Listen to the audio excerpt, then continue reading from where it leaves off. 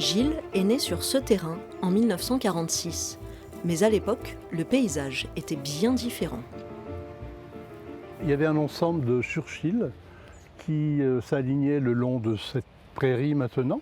C'était des modules à assembler qui venaient des États-Unis, qui étaient destinés à la Grande-Bretagne et qui en fait n'y sont pas parvenus et sont arrivés dans plusieurs villes de France.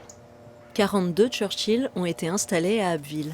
Aujourd'hui, il n'en reste plus que 5. Aucun d'entre eux n'est encore habité.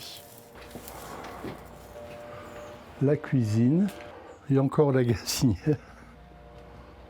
Il y a l'usure du temps, mais je pense que les autorités locales devraient au moins en conserver un. C'est aussi une mémoire de la ville martyre d'Abbeville, donc voilà pourquoi c'est important.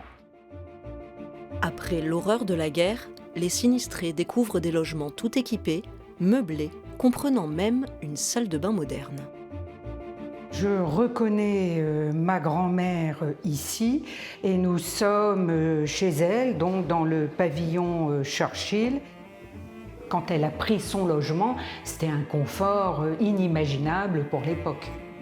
Les meubles attribués à sa grand-mère, Brigitte les a donnés au musée d'Abbeville. Certes, c'est intéressant que le mobilier soit là, mais ce serait effectivement certainement mieux s'il pouvait être réinstallé dans un pavillon pour montrer aux générations d'aujourd'hui et aux générations futures qu'est-ce que ça a été ce moment difficile de l'après-guerre. Le patrimoine populaire de la reconstruction suscite d'ailleurs l'intérêt du public.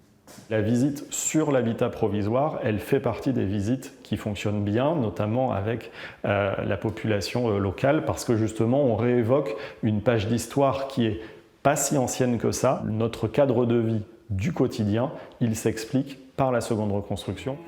La ville réfléchit donc à préserver l'un des derniers Churchill, mais les baraquements sont installés sur des terrains privés, ce qui complique leur sauvegarde. Avenue de la Chapelle, 2 d'entre eux seront bientôt démolis.